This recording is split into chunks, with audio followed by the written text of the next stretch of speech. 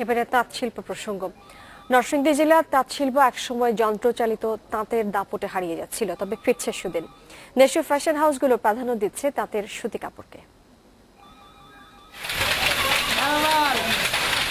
তাঁতের সুতি কাপড় আরামদায়ক, নজর কাড়া রং, বুনন, নকশা আর তুলনামূলক কম দামের কারণে দিন দিন বেড়ে চলেছে এই কাপড়ের চাহিদা।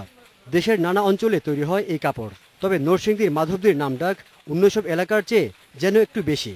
দেশের সেরা ফ্যাশন হাউসগুলো এখন ঝুঁকছে এখানকার কাপড়ের দিকে। খুব মূল্যময়, পরতে খুব আরাম।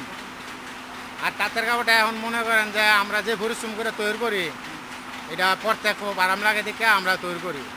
আর মেশিনের কাপড়টা খুব হার্ড, শক্ত।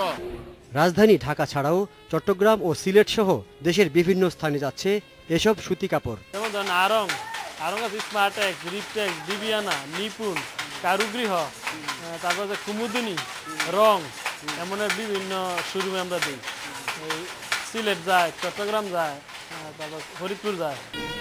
নামি দামি ফ্যাশন হাউসগুলো তাদের পছন্দ মতো কাপড় তৈরি করে নেয় এসব তাঁত থেকে। এরা প্রথম আমাদের ডিজাইন দেয়, সেই ডিজাইনটা আমরা স্যাম্পল করি। স্যাম্পল করার পর এরা এটা যদি পছন্দ করে তাহলে এটার উপর অর্ডার হয়। অর্ডার হইলে এরা কোন কালার পছন্দ করে সেই কালার অনুযায়ী আমরা সুতাগুলো সংগ্রহ করি। তারপর টানা হাঁটা, ববিন করা, এরপর এই বিম করা, বিমের পর এক মেশিনে ফেলানো, তারপর তাতে এগুলো বোনানো হয়।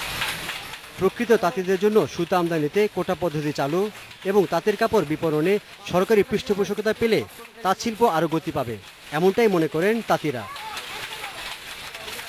Obaidur Rahman, Independent News, Madhabdi, Narsingdi.